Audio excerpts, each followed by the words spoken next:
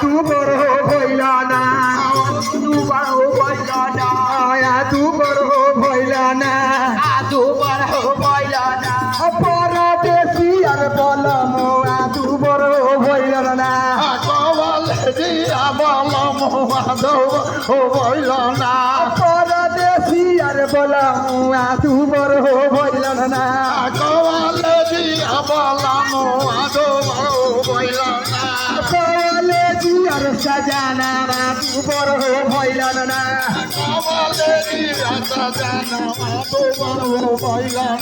भैया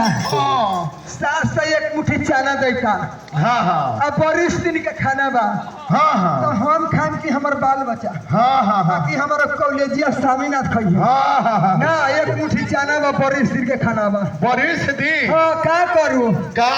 बड़ी विपद के मारल बाड़ी। हाँ एक मुट्ठी चाना में साल भर खाए के बाद हे सखी का हो एक उपाय करना कथी करूँ का सास जी से हाँ चोरा के कुछ किन ना दा चोरी चोरी से हाँ तू बरो भैलाना ओ तू बरो भैलाना परदेसी अर सजाना तू बरो भैलाना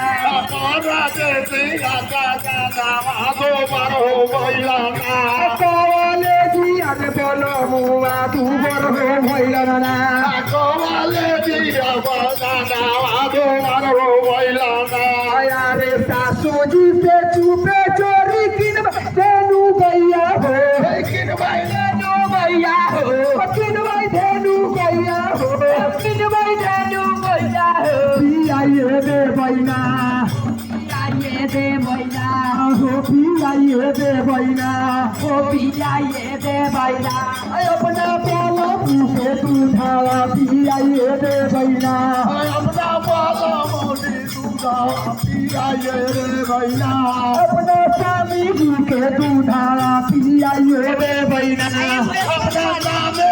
के दूधावा पियाइयो दे बैना अरे सासू जी से चूमे जो किनवाई भेलू गैया रे किनवाई भेलू गैया रे किनवाई भेलू गैया रे किनवाई भेलू गैया रे पियाइए रे बैना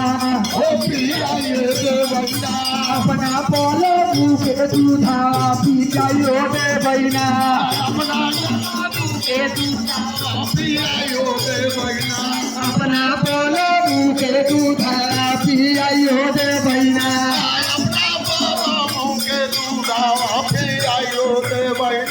हो साजाना